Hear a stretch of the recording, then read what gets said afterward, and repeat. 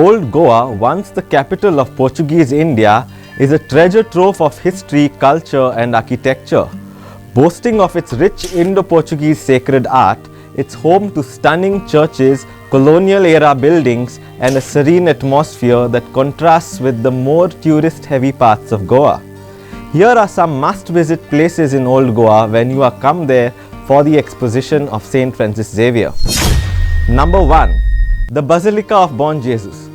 The Grand Church of Bon Jesus, commissioned and constructed on November 24, 1594, was founded by the donations from Don Jeronimo Mascarenhas. It was consecrated by Archbishop Friar Aleixo de Menezes on May 15, 1605. Number 2. The Old Archepiscopal Palace. Situated between the Sé Cathedral and the Church of St. Francis of Assisi, the Palace of the Archbishops stands as a two-story structure. The palace is notable for its simple and austere architectural lines, representing the sole surviving example of civil architecture from Goa's golden age. Construction of the palace commenced in the early 16th century, concurrently with the Sé Cathedral, to which it is directly connected. The Sé Cathedral. Situated midway on Rua Direta, the Sé Cathedral is a remarkable structure.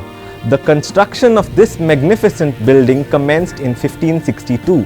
However, by 1608, after 50 years, it still remained unfinished. At the entrance, one can find a sizable baptismal font that was part of the earlier version of the Sé Cathedral. According to tradition, it is believed that St. Francis Xavier may have performed numerous baptisms at this very font. The Church of St. Francis of Assisi. The construction of the church began at the same time as that of the adjacent monastery and was completed in 1521 and was dedicated to the Holy Spirit. Due to lack of maintenance, this church began to decay and therefore was demolished in 1661 and re-erected by voluntary contributions from local Catholics.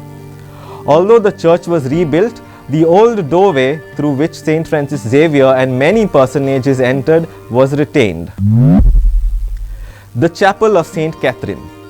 A steep and narrow road in front of the Church of Assisi leads to the Chapel of St. Catherine.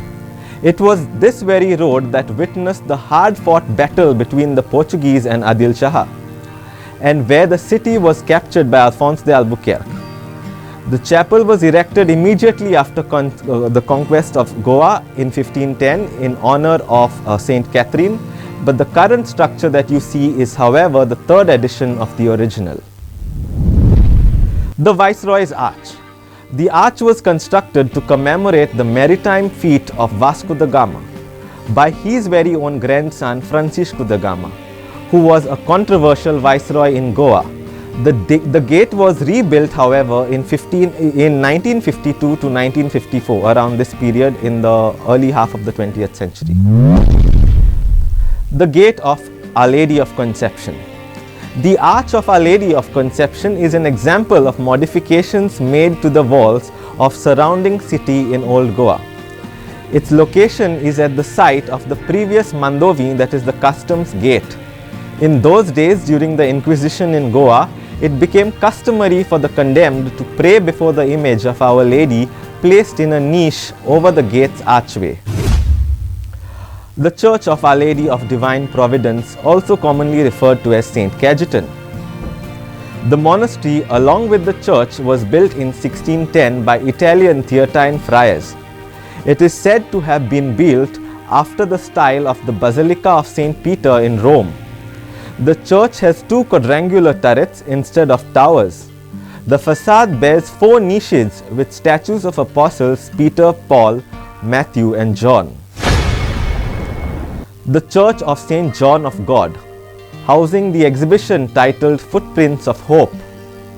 The Church of St. John of God was erected in honor of Our Lady of Good Success and was built by the members of Lay Order of St. John of God who arrived in Goa in 1685. The church will house the Footprints of Hope, which is an exhibition reflecting Goa's rich cultural heritage, featuring works of 62 artists from diverse faith backgrounds, each presenting pieces that embody the enduring legacy of Saint Francis Xavier, a revered figure in Goa. The Church of Our Lady of Grace, commonly referred to as the Augustine's Tower. The church we see today is the relic of the famous Church of Our Lady of Grace. The foundation stone for this building was laid on September 9, 1597. The bell of this very church is today housed in the Church of Our Lady of Immaculate Conception in Panjim as part of its facade. The Church of Santa Monica and the Museum of Christian Art, housing the exhibition titled Sacred Archives, Memories and Objects, from the 21st of December until the 9th of January 2025. The foundation stone for this convent was laid on July 2nd, 1606 and completed in 1627. The convent adjoining the church was not only for the nuns who were called the Daughters of Santa Monica, but also for widows who wanted to dedicate themselves to the service of God. The chapel will be housing an exhibition of artifacts from Goa related to Saint Francis Xavier. The exhibition is part of Special Projects section of Serendipity Arts Festival and an additional collaboration with the Museum of Christian Art. This is a must-visit exhibition. Church of Our Lady of the Rosary. Alfonso de Albuquerque is said to have vowed to build a hermitage dedicated to Our Lady of Rosary if he won the battle over the Muslims. The church was erected in 1543 by the Dominicans and served as the parish church of Velha Goa, that is Old Goa. This is the oldest church in Goa. Chapel of Saint Anthony. The Chapel of Saint Anthony was built around the same time as that of the Church of Our Lady of Rosary. It had direct patronage from the Portuguese king and hence referred to as the Royal Chapel of Saint Anthony. It is well known for its typical serene blue and white interiors. The Archeological Museum, situated within the convent of Saint Francis of Assisi. Situated at the rear of the convent and the Church of Saint Francis of Assisi, this museum houses a significant and an exquisite array of artifacts from the Portuguese era in India. Its collection is organized into 8 galleries, with the portraits of the former viceroys and the governors of Goa being regarded as the most noteworthy. Additionally, the museum boasts of an impressive assortment of stamps, religious items and various other treasures. The ruins of the College of St. Paul.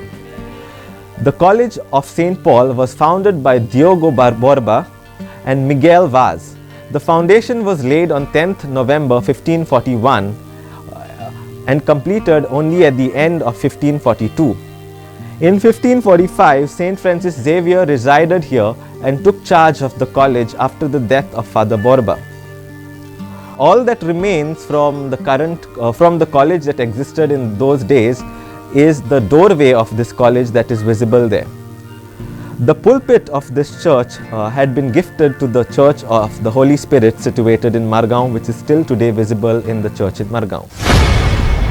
The Chapel of Saint Francis Xavier. This chapel was within the compound of the College of St. Paul. There were 2 chapels here. One was dedicated to Saint Anthony and the other to Saint Jerome.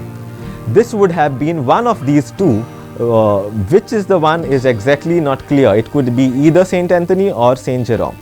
It is believed that Saint Francis Xavier had planted a jackfruit sapling next to the chapel, whose bark has healed many. The chapel was repaired before the 1859 exposition of Saint Francis Xavier. The Chapel of Our Lady of the Mount. The chapel was built by Alfonso de Albuquerque after his victory over Adil Shah in 1510. It may have been originally between 1510 and 1519. The chapel was subsequently rebuilt on 2 occasions.